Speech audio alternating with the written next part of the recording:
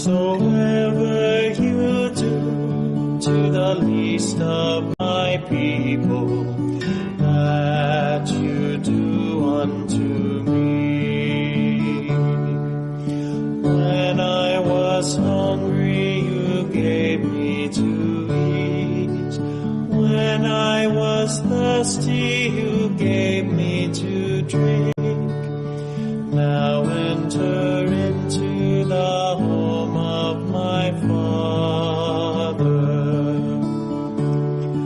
Whatsoever you do to the least of my people, that you do unto me. When I was homeless, you opened your door. When I was naked, you gave me your coat. Now enter into the home of my Father.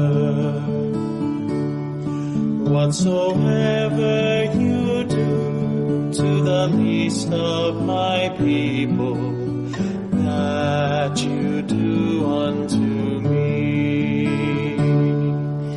When I was weary, you helped me find rest. When I was anxious, you calmed all my fears. Now enter into the home of my Father. Whatsoever you do to the least of my people,